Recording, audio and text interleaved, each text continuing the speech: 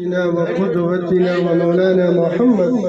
وعلى آله وصحبه أجمعين. أما بعد، أعوذ بالله من الشيطان الرجيم. بسم الله الرحمن الرحيم. الذين آتيناهم الكتاب يتلونه حق تلاوته أولئك يؤمنون به.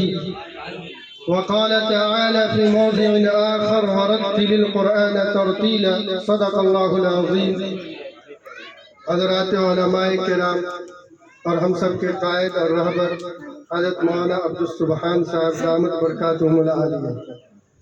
آپ بزرگان محترم اور عزیز طلبہ، ہم سب کے لیے سعادت کی بات ہے کہ ہم سب قرآن کی محفل میں بیٹھے ہوئے ہیں۔ دنیا سارے جہاں کا کتنا بھی اہم پروگرام ہو، اس سے بڑھ کر نہیں ہو سکتا، اور یہ پروگرام جو قرآن کی مجلس کی دنیا میں لگتی ہے، یہ جنت کی مجلس کی ٹریننگ ہے۔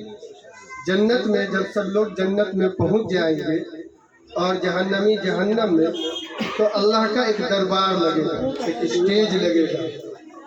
اور جس طرح ہم کرسیاں لگاتے ہیں وی آئی پی، پھر اسپیشل، پھر نن اسپیشل، پھر جنرل، ایسے جنت میں بھی کرسیاں لگیں گی، پلاسٹک کے نہیں، لوہے کے نہیں، سونے، چاندی، زمرد اور یاقوت کے۔ انبیاؤں کی پہلے صف ہوگی، پھر ان کے سچے جانشینوں کی، پھر جیسے جیسے اہل ایمان اور اعمال والے ہوں گے ان کی لگے گی۔ بالکل ایسے ہی اسٹیج ہوگا اللہ رب العزت کا، اور اس پر تلاوت قرآن کریم ہوگی، اور تلاوت قرآن کریم کا شرف حاصل ہوگا سیدنا داؤد علیہ السلام، اور حضرت داؤد علیہ السلام تلاوت فرمائیں گے۔ اس تلاوت سے جو محفل بنے گی، لحن داؤدی آپ نے سنا ہوگا، سب سے بہتر لہجہ اور ترنم جو قرآن کریم کے پڑھنے کا ہے وہ لحن داؤدی کہلاتا ہے۔ اللہ کو یہ لحن بہت پسند ہے، تو سیدنا داؤد علیہ السلام اس مجلس میں قرآن کریم پڑھیں گے، آپ کی تلاوت ہوگی، اور پھر تلاوت کے بعد آقا علیہ السلام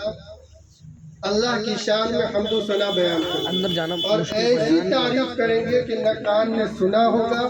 نہ دماغ نے تصور کیا ہوگا۔ بہترین اللہ کے شایان شان، اس کے مقام اور اس کے مرتبے اور ذات جلال کے بالکل مطابق اللہ رب العزت کی تعریف کریں گے۔ اس کے بعد جو سب سے بڑا انعام جنتیوں کو ملنا ہوگا اسی اسٹیج پہ،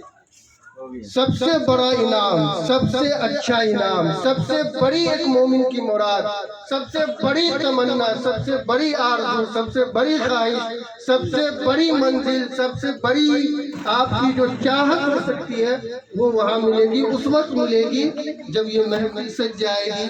اللہ والوں کی، نیک لوگوں کی، جنتیوں کی، انبیاء بھی ہوں گے، صلحاء بھی ہوں گے، اتقیاء بھی ہوں گے، بزرگان دین بھی ہوں گے، ہم جیسے ناکارہ کو بھی اگر اللہ نے اجازت دے دی ہوگی تو ہم جیسا بھی ہوگا۔ پھر تلاوت قرآن کے بعد آقا علیہ السلام کی حمد و ثنا کے بعد اللہ تعالیٰ اپنا جلوہ فرمائیں گے، اور اہل ایمان کو اپنے دیدار سے مشرف کریں گے،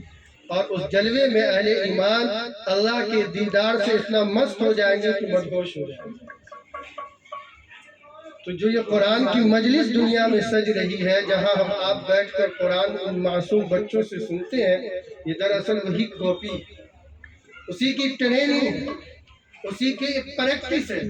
کہ وہاں بھی ہمیں بیٹھنا ہے، وہاں بھی ہمیں سیدنا داؤد علیہ السلام کی زبان مقدس سے قرآن کریم سننا ہے، اور آقا علیہ السلام کی زبان مقدس سے اللہ کی تعریف سننی ہے، اللہ کا دیدار کرنا ہے۔ تو اس لیے اس سے بہتر مجلس دنیا میں کوئی نہیں ہو سکتی، چاہے وہ دنیا کا نمبر 1 ملینئر قائم کر لے، عیش و آرام راحت کی جتنی چاہے وہ کھانے پینے کی چیزیں سجا لے، لیکن اس کال کوٹری میں دو زانو بیٹھ کر، سٹ کر بیٹھ کر، تنگی محسوس کرتے ہوئے جو ہم نے بیٹھا ہے، اور جو اس قرآن کریم کی ان معصوم بچوں کی زبانی تلاوت سنی ہے، اور اس کی جو لحن سنا ہے، اور اس کی جو ادائیگی سنی ہے، ایسی برکت نہیں ملی۔ اس لیے یہ سب سے پہلے ہم آپ کے لیے سعادت مندی کی بات ہے کہ اللہ نے ہمیں آپ کو جگہ جگہ سے کھینچ کر بیٹھا دیا۔ یہ بچوں کی سعادت کی بات نہیں ہے،